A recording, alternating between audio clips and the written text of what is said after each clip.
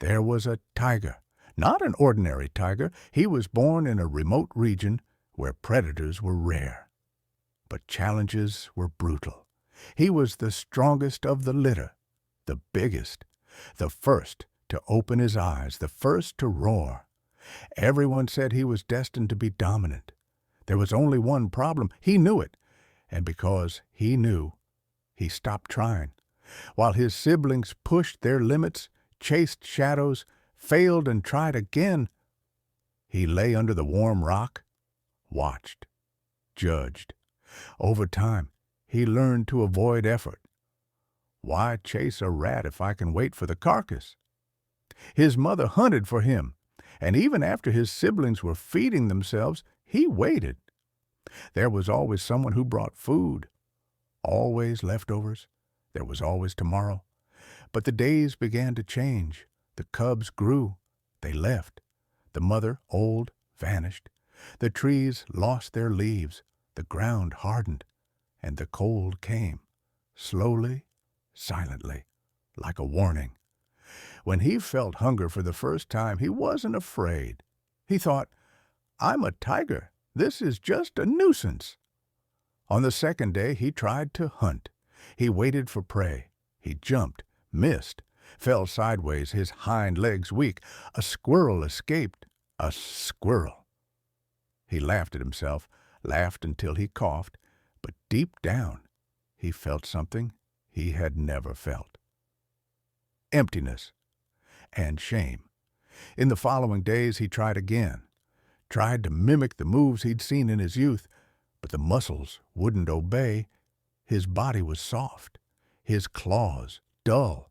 He was no longer a tiger, just a weight in the shape of a beast, an imposter.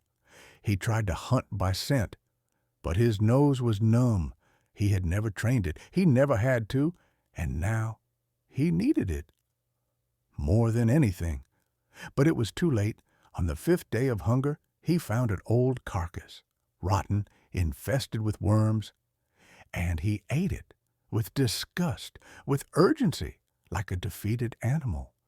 With each bite, he remembered lying on warm rocks, pretending the world revolved in his favor, remembered the chances he had ignored, and then he cried, a dry cry, almost silent, just air trying to escape an empty throat. On the seventh day, he collapsed under the trunk of a tree. His body trembled. The hunger turned into fever, the fever into delirium. He started seeing shapes, his siblings, the past, the future that never came.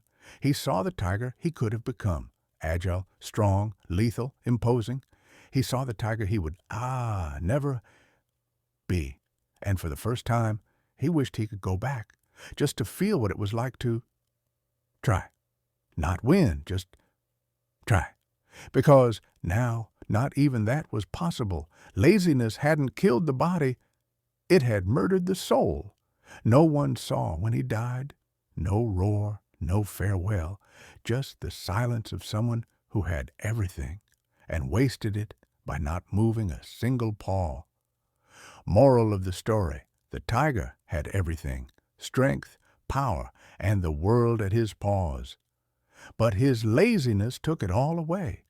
When you rely on comfort and neglect the small efforts needed to grow, you risk losing everything. The biggest danger isn't the lack of ability, it's the refusal to even try. The tiger had the world, but chose to sleep through it, and in the end, that choice destroyed him. The cost of laziness is far greater than the effort it takes to move.